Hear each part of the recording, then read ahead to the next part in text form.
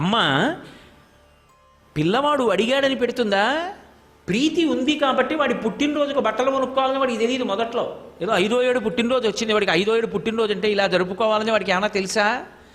అమ్మ కష్టపడి ముందు నుంచి దాచి, నాన్నగారు కష్టపడి దాచి, డాక్టర్ గారి దగ్గరికి వెళ్ళడం కూడా మానేసి 100 రూపాయలు ఆయన్ని సంప్రదించినందుకు ఏమైనా ఇవ్వవలసి వస్తుందేమోనని మందుల దుకాణం దగ్గరికి వెళ్ళి మందుల దుకాణంలో కొనుక్కొని మాత్రలు వేసుకొని డబ్బులు దాచి మంచి బట్టలు కొని పుట్టినరోజు నాడు వేసి 4 బుడగలు తీసుకొచ్చి వాడితో దీపాలు వెలిగింపించి, ఆర్పించి కాదు దీపాలు వెలిగింపించి చక్కగా పాట పాడి వాడిని దేవాలయానికి తీసుకెళ్ళి వాడికి ఆశీర్వచనం చేసి ఇన్ని చేశారు. అప్పుడు కదా వాడికి తెలిసింది పుట్టినరోజు ఇలా చేసుకుంటారన్నమాటని.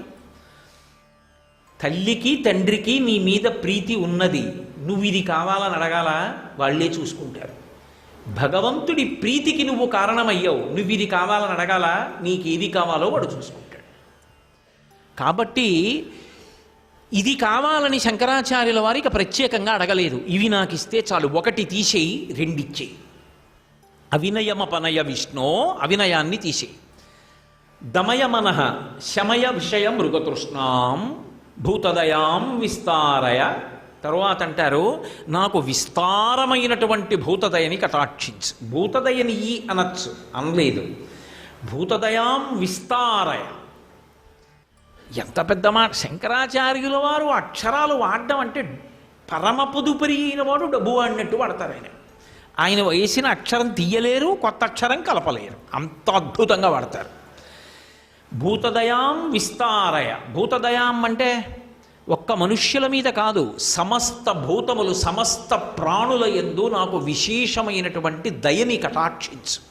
దయ అంటే చాలామందిని అనుకుంటాం, దయ అంటే అవతలవాడిని చూసి వాడు కష్టంలో ఉన్నాడు కాబట్టి జాలి పొంది నా దగ్గర ఉంది కాబట్టి నేను చేయగలను కాబట్టి నేను ఉపకారం చేయడం దయ అనుకుంటారు. కానీ అలా శాస్త్రం మాట్లాడదు.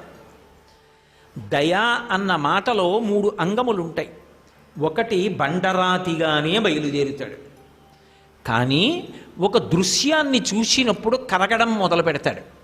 ఈ కరగడం ఎలా మొదలు పెట్టాలి అంటే రాయిగా బయలుదేరిన వాడు నీటిగా మారగలగాలి, అప్పుడు దయ అంటారు. దయ అంటే మీరు బాగా తేలికగా గుర్తుపెట్టుకోవాలంటే కరగుట. ఆయన మనసు కరిగిపోయిందండి అంటారు చూడండి. దయ అన్న మాట చెప్పాలంటే ఆయన మనసు వెన్నపూసండి, ఇట్టే కరిగిపోతుంది. 2 మాటలు ఎవరి గురించి అయినా కష్టం గురించి వింటే చాలు కరిగిపోతుందండి ఆయన మనసు అంటారు. అంటే ఆ మనసు కరిగిపోయేటటువంటి లక్షణం తనకి తానుగా పొంది ఉండాలి, ఆర్ద్రత ఉండాలి. మీరు చూడండి, మనుష్య ప్రాణికి మాత్రమే చెందినటువంటి అద్భుతమైన విశేషాలు కొన్ని ఉంటాయి.